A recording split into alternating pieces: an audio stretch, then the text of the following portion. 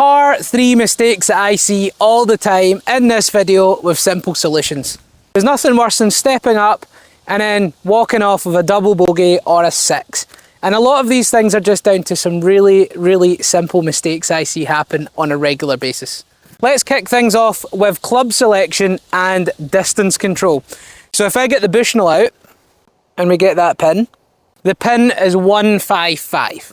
Most greens are about 30 yards long. So that means there's going to be pins in the middle. It's going to be about 140 yards to the front. Equally, that means that it's then going to be about 170 yards to the back of the green. Yep, so I've managed to get one, so it's 168 to the back of the green. In this scenario, we really don't want to be short of the hole, so ideally, you should be playing for the back yardage of this hole. A stat we've got to bear in mind at all times, amateurs miss short about 90% of the time.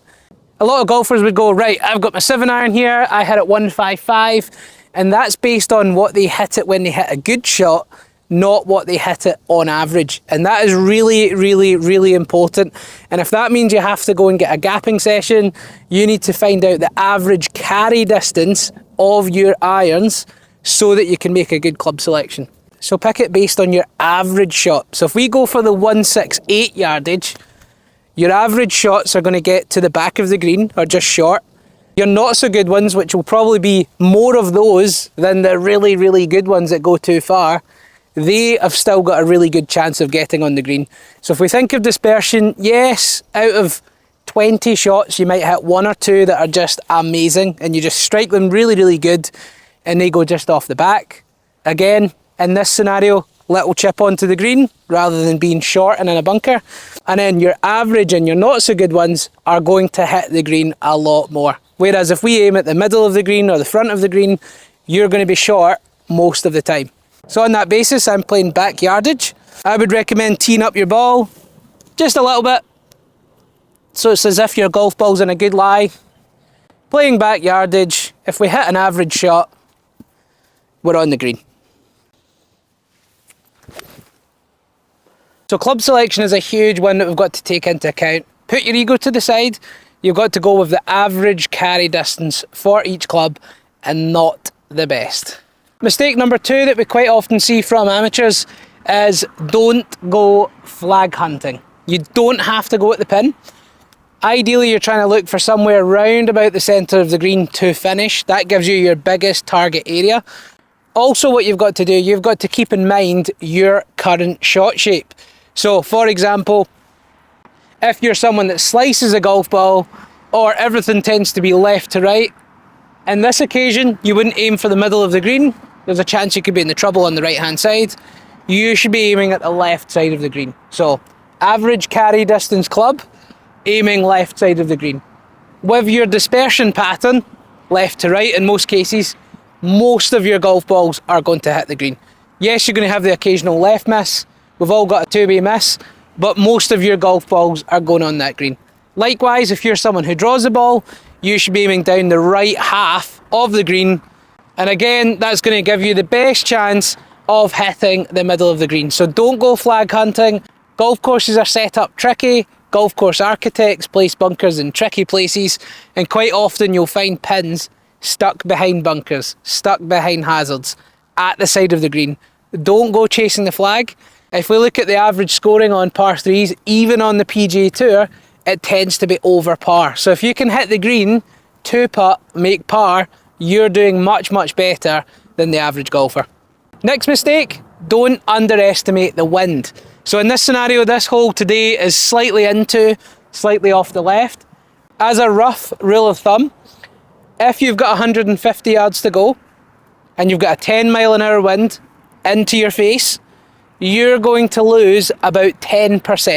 So you're going to lose about 15 yards with that 10 miles per hour wind, which isn't strong, but a lot of people underestimate that. Likewise, if that was downwind, you would only gain 5%. You lose double into wind as what you gain when you're going downwind. It's because a lot of golfers would come up short. As soon as they've got a bit of crosswind or as soon as that wind is straight into, a lot of golfers underestimate that. So don't be scared to club up. Again, put the ego to the side, take more club and make sure you get to the green. Another thing golfers tend to underestimate is elevation change. So I would say a lot of golfers overestimate downslopes. So they think that this 10-yard drop is going to automatically add 15, 20 yards to the shot, and then they end up coming up short. They overestimate an elevation down, but they underestimate how much going up can really hurt the distance to your ball. So if you're on an upslope, if you've got a big elevation change and the green is much, much higher than you, take plenty of club. And if you're going down, it's not going to add that much extra distance. Again, a rough rule of thumb, up is going to hurt you about double as what the down is going to help you. And then tee height. Don't tee the golf ball too high, because if we do, we could end up hitting really, really high in the club face, which drops ball speed. Yes, it goes quite straight, but we're going to drop ball speed and we're going to leave it short. If we tee it up the correct height, we'll hit a few grooves lower down, we'll get the correct launch, the correct ball speed, and we're going to hit more greens. So there we have it, lots of things to take into account in order to score better on par 3s. Remember, par is very, very good. Compare that to the PGA Tour average, par is really good. They score over par on par 3s, under par on par 5s. So aim for par. Birdies, amazing. Pars, very good. Bogeys aren't actually that bad. So take all of these things into account. Nothing there really is technical apart from the tee height, but make sure you're not making these mistakes in par 3s, and that can ensure that you score better, keep high numbers off the card on the par 3s, and get that handicap down. If you found any of these tips useful, please do click that like button, subscribe to the channel, and if you would like a free golf lesson from me, make sure you click the description link down below.